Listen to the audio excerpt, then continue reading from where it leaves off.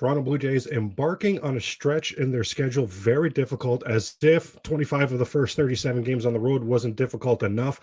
Today opens a 10-game homestand. I mean, that part of it is great, but it's day one, game one of 17 straight games in 17 days. Normally, over the course of 17 days, you'd have at least two. Every now and then, you'd have a third day off in that stretch as well. Blue Jays won't have any. It's some who's who as well as far as competition is concerned.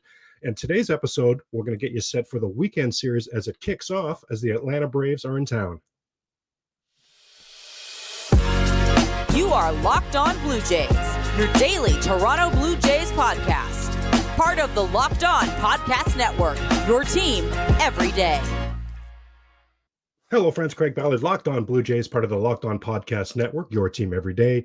Certainly thank you for making the Locked On Blue Jay podcast your first podcast listen every day. That is much appreciated. And for our increasing subscribers on our Locked On Blue Jays YouTube page, welcome and thank you for hitting that subscribe button. If you would be so kind, help spread the word on Locked On Blue Jays. Friend, family member, neighbor, your Uber driver, I mean, you name it. And you see they're a Toronto Blue Jay fan, tell them about Locked On Blue Jay podcast. Tell them Craig sent you. I would really appreciate that. Toronto Blue Jays, oh boy, everydayers will know. We've talked about the first half of the schedule for the Toronto Blue Jays a few times. It is daunting. It is incredible. Now, we know a lot of it is because of there were renovations at the Rogers Center, right? Like we know a lot of it is happenstance, yes, but doesn't make it any less daunting, doesn't make it any less scary. That first part we talked about a lot, the 25 road games and the first 37 games, that is now in the Blue Jays rear view. They did pretty well, I guess you could say. I mean, this last road trip was an absolute nightmare, but overall 21-16 start to those first 37. We needed the Blue Jays to not just tread water, needed them to be competitive over that first 37 games, right? Because the rest of the American League East, we talked about it many times, and it happened. The rest of the American League East is not sitting around waiting for the schedule to get to even out, right? To become fair for the Toronto Blue Jays, right? We've seen what's going on in the AL East. So 21-16, big picture wise, not horrible.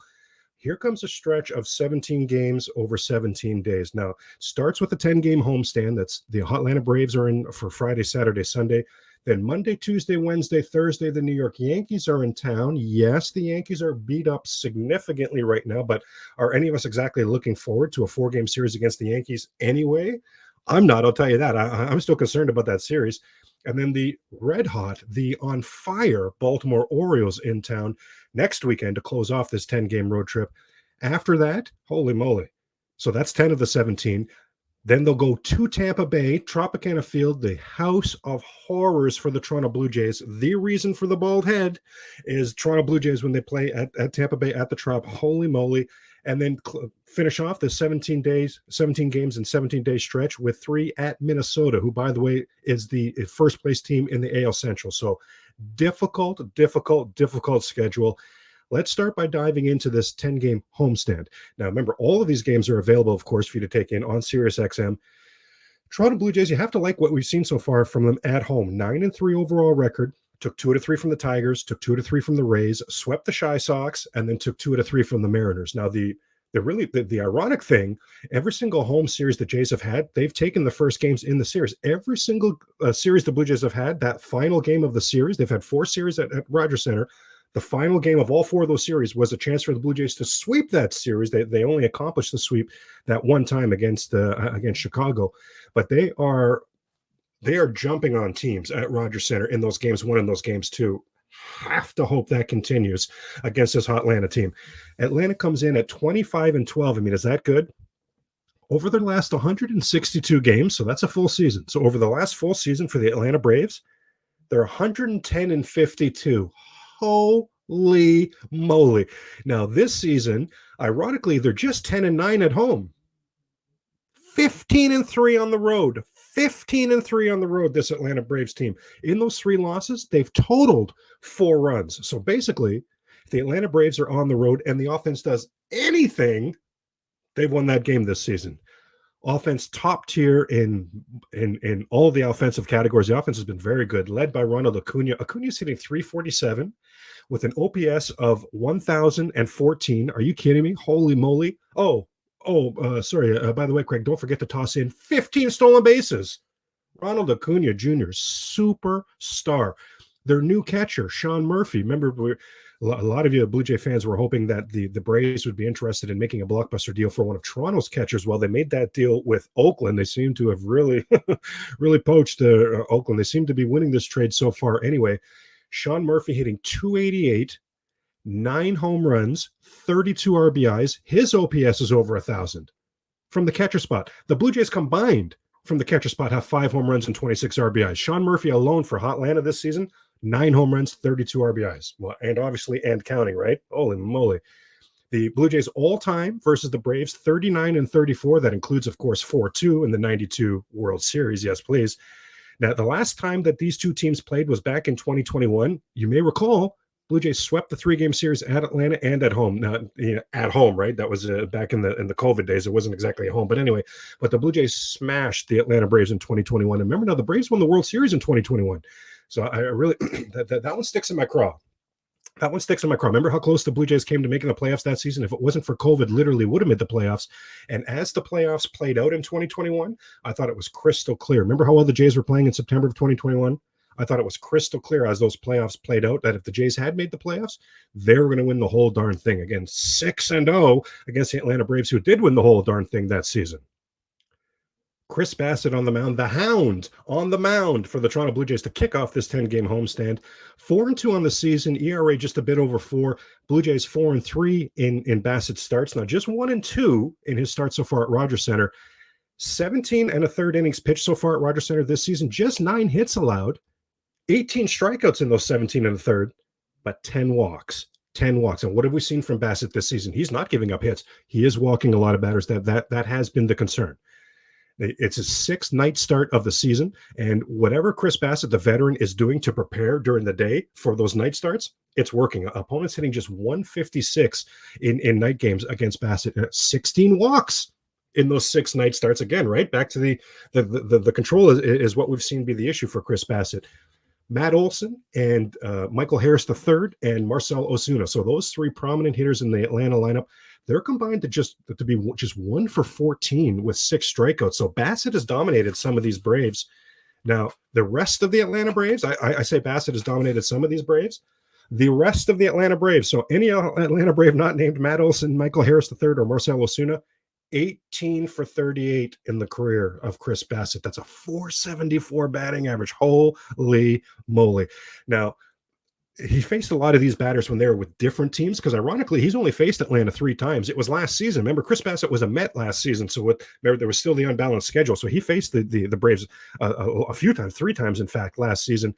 2 of those starts were really good. Now, the one start was his last start of the season, so maybe he was just working on something to fine-tune. It wasn't a game that meant anything. It wasn't a game that had any implications, and Atlanta did rock him in that game. So, but again, hopefully it was for a reason, right? Hopefully he was just working on something in his last start of the season, because his first 2 starts against Atlanta last season were both very good. His sinker and his sweeper, we call it the sweeper, right? It's like that more exaggerated curveball. Call it the new wave to call it is that sweeper. But those 2 pitches for Chris Bassett have been excellent. Outside of that opening start at St. Louis, in fact, the sinker and the sweeper have been downright unhittable. And we know Bassett throws a lot of different pitches, though, Craig. That's only speaking to 2. Well, a lot of these other pitches have been hit. That cutter's been hit. The 4-seamer's been hit. The changeup's been hit. The slider has been hit. Chris Bassett, in fact, he has as many strikeouts with his sinker as he has with those other segments. So you take the sinker and the sweeper, take the sweeper out and leave the sinker. He has as many strikeouts with that sinker as all his other pitches combined. Same thing with the sweeper. Take the sinker out and just leave the sweeper, and all his other pitches combined don't have as many strike threes as the sweeper. So that sinker and that sweeper have been massive for the Hound so far this season. Going to need to shore up those other pitches, going to need to shore up his accuracy. Spencer Strider on the mound for the Braves. If you don't know this guy, you're going to. He is awesome. 4-0 record, ERA just a titch over 2. I mean, is that good? Holy moly. This will be his 8th start of the season, so quick math tells you he's had 7 starts.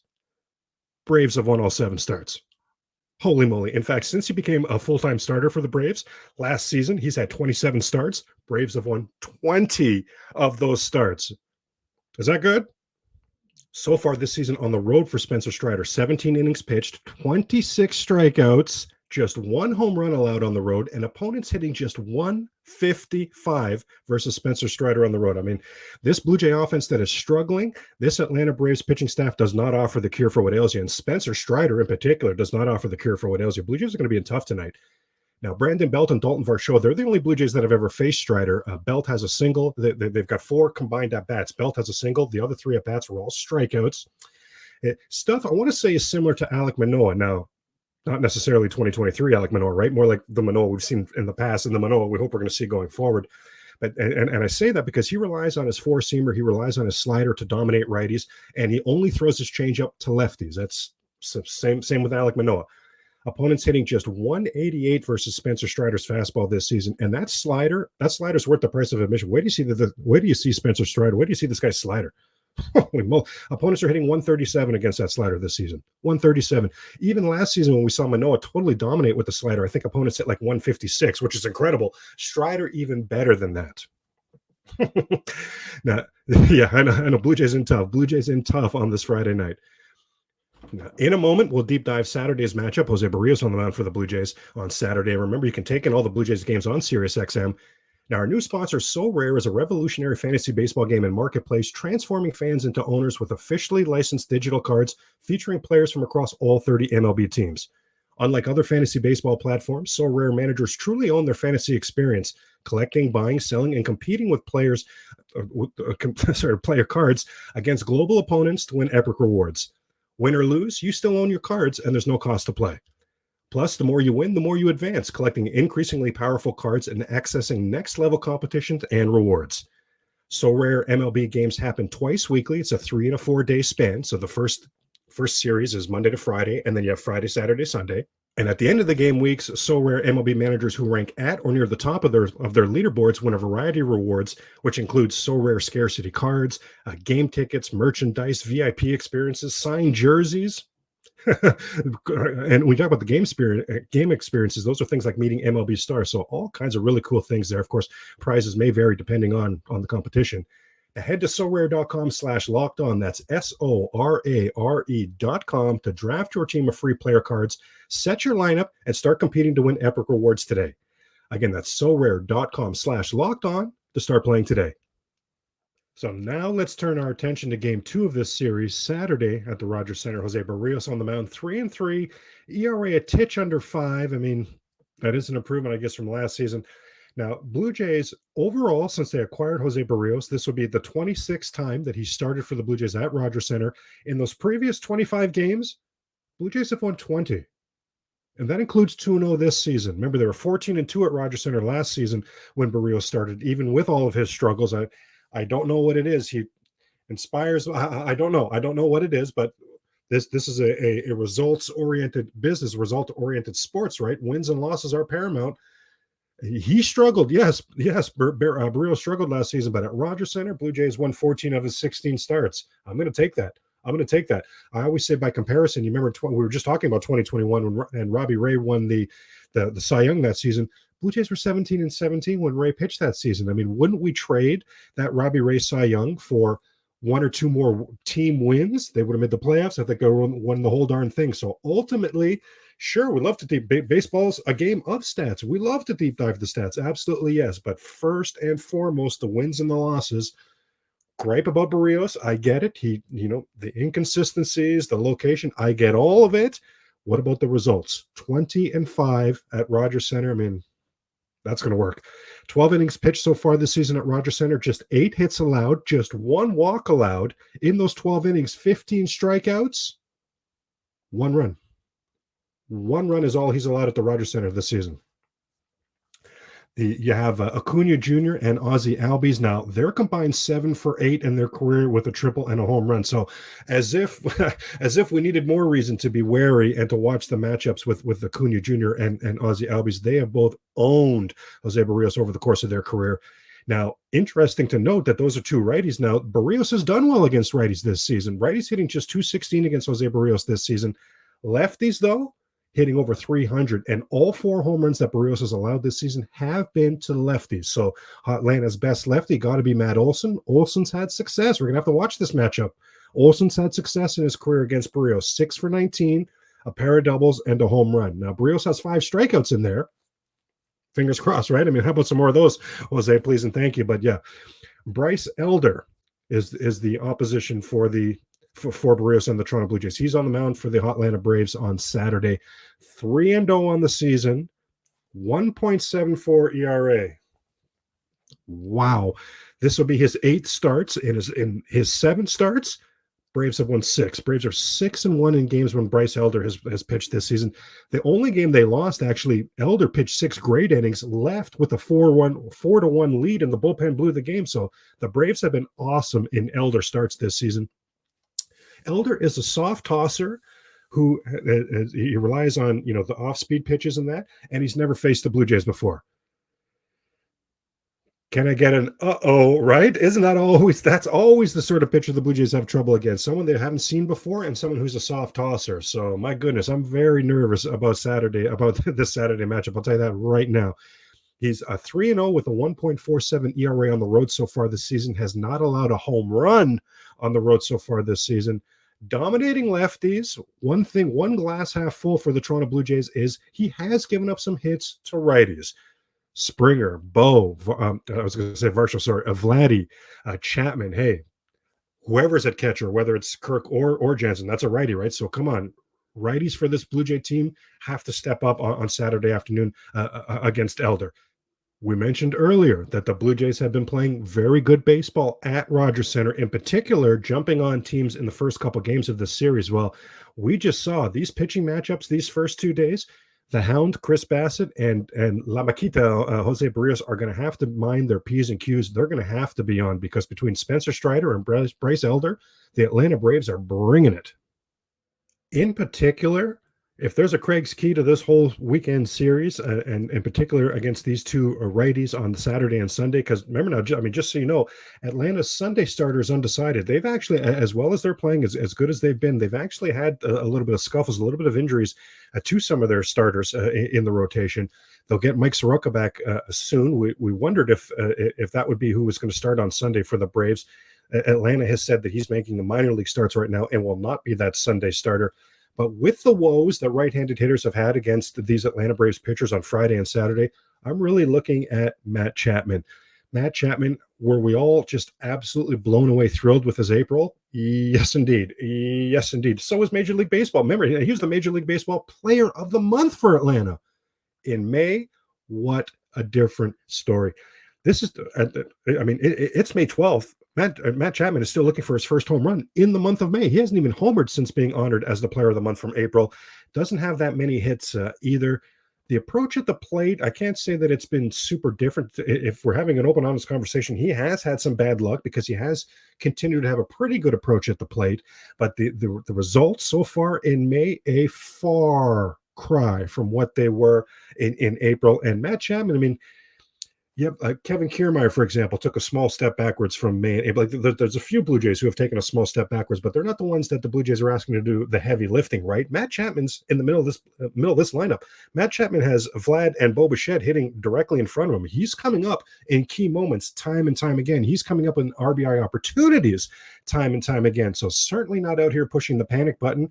As bad as Chapman has been in the month of May, I'm certainly not out here pushing the panic button. What I'm saying and what I'm hoping is that a return home to the Rogers Center, where he's been off to a good start, I hope that that's going to be the cure for what ails him, because the Blue Jays are going to need some of these right-handed bats to really do the heavy lifting this weekend.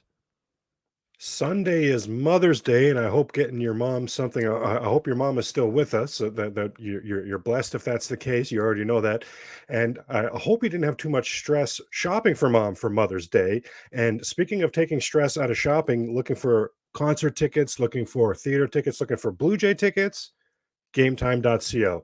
Buying tickets to your favorite events should not be stressful. GameTime is a fast and easy way to buy tickets for all sports. It's music, it's comedy, it's theater, any event near you. Killer deals on last-minute tickets and their best price guarantee. You can stop stressing over the tickets and start getting hyped for the fun you're going to have. Easy to find and buy tickets for any event in your area with GameTime. You get image of the seat views. They have the lowest price guarantee. Now, the lowest price guarantee means that's the GameTime guarantee. So you'll always get the best price. If you find tickets in the same section and row for less, GameTime will actually credit you 110% of the difference. Get exclusive flash deals on tickets for football, basketball, baseball, concerts, comedy, theater, and more. Of course, Toronto Blue Jays twice already, and I'm looking to do it a third time. I've used the GameTime app for tickets to the Blue Jays. It's a 10-game homestand right now, right? So I'm going to have opportunities to go to some of these games. So I'll be using the GameTime app. I'll tell you that right now. It's the fastest growing ticketing app in the country for a reason. Buy tickets in a matter of seconds. It's 2 taps and you're set. Tickets are sent directly to your phone, so you never have to dig through your email. Snag tickets without the stress with GameTime. Download the GameTime app, create an account, and use the code LOCKEDONMLB. That's going to get you $20 off your first purchase. Yes, please, right?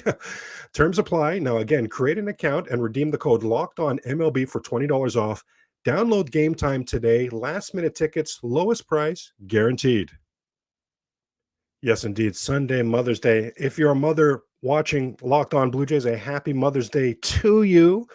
Much appreciated for taking any time, especially on a Mother's Day weekend, making time to talk Toronto Blue Jay baseball with me. Much appreciated there. In the Sunday game, it's a 1:37 p.m. Eastern first pitch. Of course, remember, you can always catch that game on Sirius Satellite, on Sirius XM.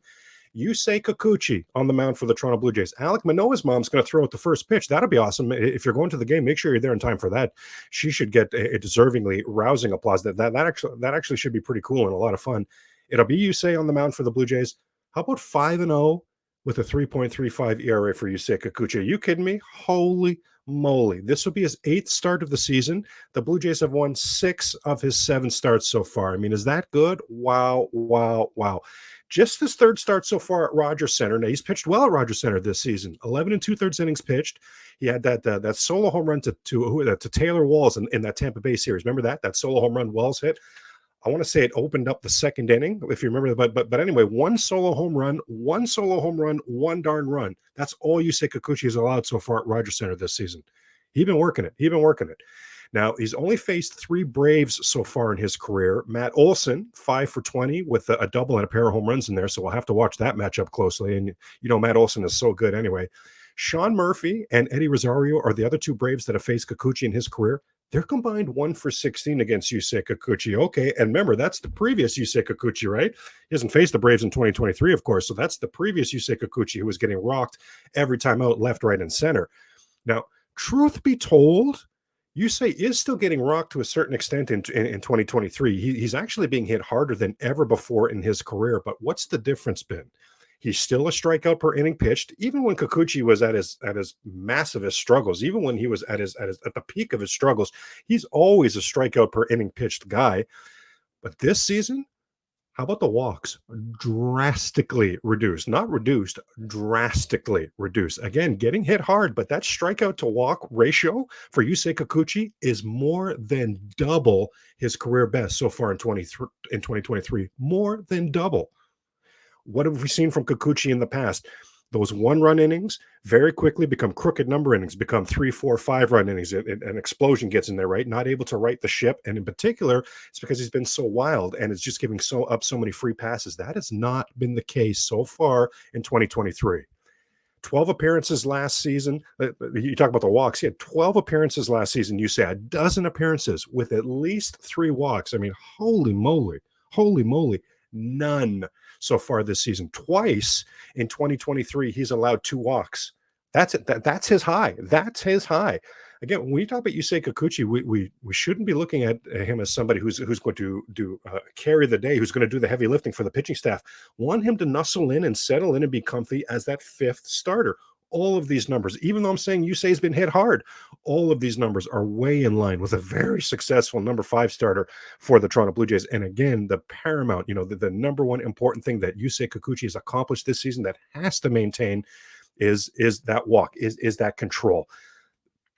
He's abandoned that cutter, thank goodness. The cutter was probably the reason for the bald hair, right? Just as much as Tropicana Field, when the Jays play there, I'm pulling my hair out on a regular basis. Well, when Kikuchi threw that cutter, it was ugly every single time he threw it. He's abandoned that pitch. And that new, Kevin Gosman calls it that curved sliderish pitch because of the movement Yusei is getting on that pitch. It has been extremely effective for him this season. And the fastball location has been much better. There's been a lot more examples this season of Yusei Kikuchi living on the corners. So hey, keep that up, right? Keep that up, Yusei Kikuchi, right? Absolutely. Now, Sorry, and just a reminder as well. Remember, right now we don't know who the starting pitcher will be for the Braves on that Sunday. They, as good as they've been, again, we talked about this earlier. As good as they've been, they are scuffling a little bit with injuries to their rotation right now. So we don't know who will be starting for the Braves on Sunday. Really hope, I mean, holy cow, hope that the Blue Jays are going for the series win on that Sunday game, right? Man, these pitching matchups in the first two games are scary for the Toronto Blue Jays. So hopefully Yusei is going for to try to give the Blue Jays that series win on Sunday. Sunday again will be Mother's Day. Happy Mother's Day to the mothers out there. Awesome. Now, since it is Atlanta in town, and as we know, these two teams have a little bit of history, 1992 World Series, I thought we'd end today's show. We'd end this week on this Friday here with a fun Friday list, some trivia, I've got 4 trivia questions from the 1992 World Series. Let's see, what do you remember? Or if that was before your time, what do you know about the 92 World Series? So let's start with some love for the pitchers. Which Toronto Blue Jay went 2-0, led the team with 2 wins, no losses, and both games he pitched in, he was excellent, and probably the reason for the win both times, or I should say at least excellent both times. Who went 2-0 for the Toronto Blue Jays in the 1992 World Series versus the Atlanta Braves? Speaking of 2, which Toronto Blue Jay pitcher had 2 hits? Yeah, crazy. Which Toronto Blue Jay pitcher had 2 hits, throwing a walk and an RBI, by the way, for good measure, in the World Series for the Toronto Blue Jay? Which pitcher had 2 hits? Speaking of the number 2, which Toronto Blue Jay led the 1992 Toronto Blue Jays in the 1992 World Series for them with most home runs with 2 in that World Series? And finally, who led the Toronto Blue Jays in hits in the 1992 World Series? Should I give a hint here? Okay, small hint here. Okay, a hint. He had 9. And I just wanted to shout that out. I just wanted to mention that because I'll give you a clue here that Joe Carter was second with 6. So imagine whoever had 9, holy cow, tip of the hat to that person. That person had themselves a bit of a World Series, right? That's going to wrap up this week's episodes of Locked On Blue Jay Podcast. Again, thank you for spending part of your day talking Blue Jay baseball with me. Hello and welcome to all of our new followers on Twitter, all of our new subscribers on YouTube, and to those of you making Locked On Blue Jays your first podcast listen every day on Apple or however you take in your podcast, a tip of the cap to you. Definitely hope you enjoy your weekend. Last Friday, I closed off by saying, I hope your weekend is full of Toronto Blue Jay victories. They swept Pittsburgh, so let's close this one off by saying, hey, I hope your weekend is full of Toronto Blue Jay victories.